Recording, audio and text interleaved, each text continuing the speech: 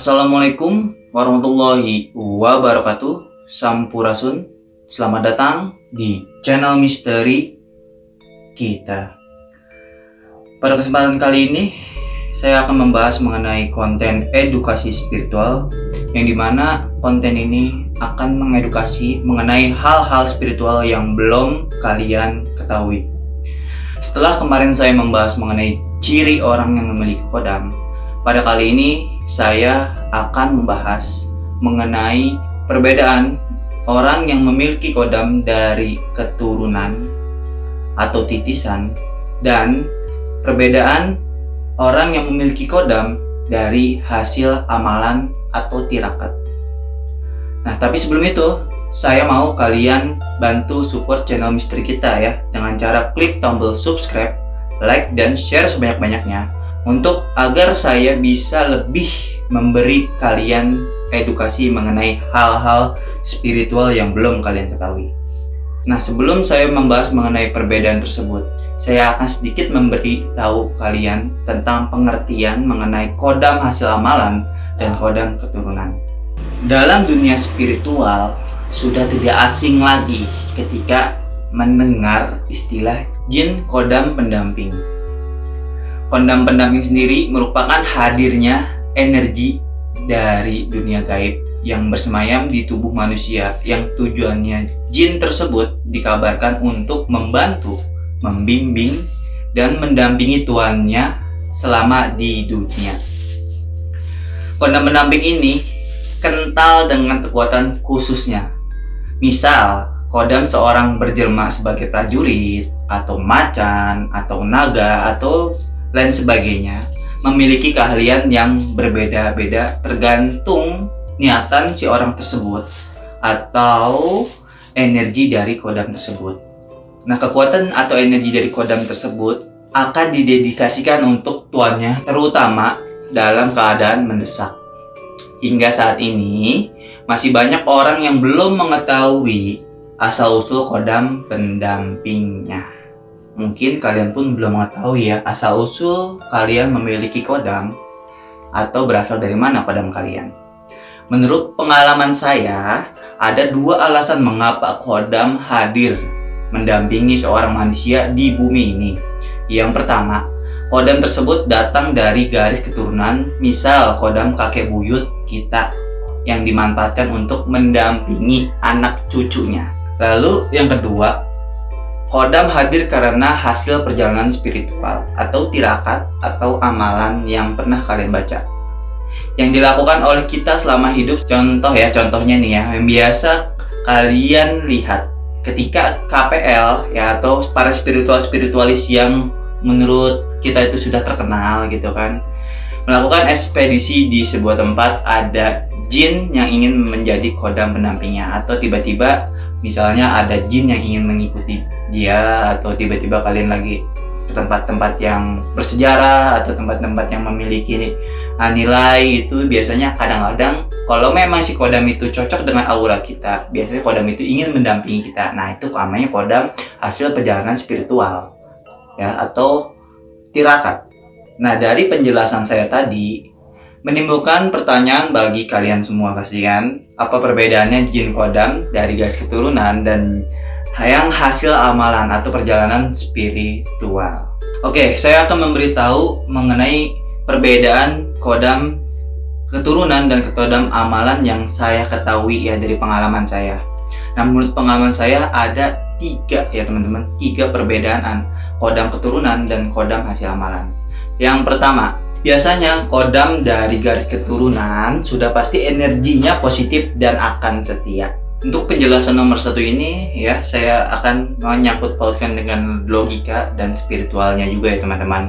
Contohnya, misalnya kalian memiliki emosi yang berbeda-beda, terkadang sedang ceria, kadang sedang pendiam, dan bahkan terkadang sedang benar-benar bergejolak amarahnya. Nah, pada saat kondisi inilah kodam pendamping dari keturunan biasanya akan stay hingga akhir hayat si tuannya, meski tuannya berubah dari yang tadinya jahat menjadi baik maupun sebaliknya. tapi akan berpengaruh pada aura si kodam tersebut ya teman-teman. Jadinya kodam itu mengikuti aura dari kita pribadi ya teman-teman yang memilikinya atau tuannya. Nah jadi saat itu kalau misalnya kalian sedang emosi, kodam itu berubah jadi auranya agak kehitaman atau agak kemerahan. Jikalau memang kalian sedang ceria, sedang memperkuat iman gitu kan, sedang rajin beribadah, itu biasanya kodam itu akan menimbulkan aura yang bersinar seperti putih, biru, hijau, dan lain sebagainya.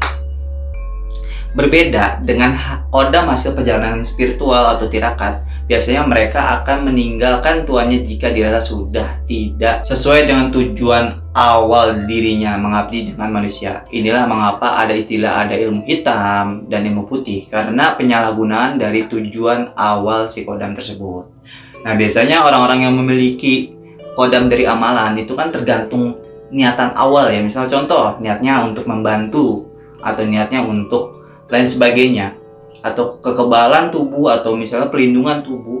Nah kalau misalnya dirasa kalian itu sudah tidak sesuai dengan niatan awal si kodam tersebut, nah si kodam itu akan secara tidak langsung pergi dengan sendirinya karena merasa dia sudah tidak digunakan lagi, karena kodam hasil amalan itu sesuai dengan perjanjian dari si pemilik kodamnya, si pemasang atau si pemberi kodamnya. Itu ya, itu untuk alasan yang nomor 1. Yang kedua, kodam yang berasal dari keturunan mengenal dan memberitahu jika anggota keluarga lain berada dalam masalah. Jin kodam yang berasal dari keturunan biasanya mengenal seluruh anggota keluarga tuannya, sehingga ia mengetahui semua keadaan keluarga si tuannya tersebut. Apabila terjadi sesuatu dengan kerabatnya, biasanya kodam akan memberikan kabar atau gambaran-gambaran. Bahkan dia kadang-kadang memberikan tawaran untuk bersedia membantu keluarga lain. Contoh ya, ini contoh kecilnya. Misalnya nih, dalam sebuah kasus, nih ada salah satu kasus orang tua dari si pemilik kodamnya itu atau tuannya sedang diguna-guna atau sedang kena serangan santet gitu ya dari orang lain, maka kodam pendamping itu akan menawarkan bala bantuan kepada tuannya untuk dikirim langsung kepada orang tuanya tersebut. Dan berbeda dengan kodam hasil perjalanan spiritual atau tirakat, kodam ini cenderung hanya bisa membantu pada diri tuannya saja, terkecuali keluarga atau kerabat tuannya yang memiliki energi yang sama, maka barulah bersedia kodam ini membantunya. Oke, jadi itu ya penjelasan nomor 2. Yang ketiga, memiliki energi yang terkontrol. Kodam pendamping yang berasal dari keturunan biasanya akan memiliki energi yang terkendali oleh tubuh si tuannya, karena cenderung sudah sesuai dengan keluarga. Sedangkan energi dari kodam hasil amalan ialah perlu penyesuaian yang cukup lama karena energi yang dirasa asing oleh tubuh. Yang dimaksud energi di sini bukan kekuatan ya, karena kekuatan dan energi berbeda. Meskipun kekuatannya hebat dan kuat, kodam dari keturunan cenderung stabil dan bisa dikontrol. Sebaliknya, kodam dari hasil amalan sangat sulit dikontrol meski kekuatannya belum terukur. Nah, itu dia sedikit pembahasan mengenai kodam pendamping dan kodam hasil perjalanan spiritual. Pesan dari saya, apapun dan dari manapun mereka berasal, tetap yang memiliki kendali tubuh kita adalah diri kita pribadi. Jadi janganlah kalian selalu mengandalkan kodam. Ya, sesungguhnya yang paling kuat adalah diri kalian sendiri, ya, yang mengendalikan pikiran itu, mengendalikan hati dan mengendalikan energi kalian itu diri kalian sendiri, bukan si kodam tersebut. Kodam itu hanya membantu di saat dibutuhkan saja atau di saat keadaan urgent. Oke, mungkin segitu aja ya penjelasan dari saya. Yang ini pun yang saya ketahui saja gitu, dan menurut hasil pengalaman saya yang saya sudah catat ya. Jadi tadi kalau misalnya teman-teman, saya matanya agak bawah karena saya sambil melihat catatan saya ya, agar terkesan rapi dan enak didengarkan juga oleh teman-teman dan mudah dimengerti. Nah, untuk next selanjutnya, insya Allah kalau memangnya video ini banyak yang suka dan banyak yang merespon, saya akan membuat konten-konten mengenai kodam lainnya ya. Contoh kayak model ciri-ciri ya orang yang memiliki kodam macan atau perbedaan jin dan kodam. Nah, itulah. Jadi masih banyak ya yang nanti akan saya bahas di konten edukasi spiritual ini. Oke teman-teman semua, terima kasih buat teman-teman semua yang sudah menyimak sampai selesai.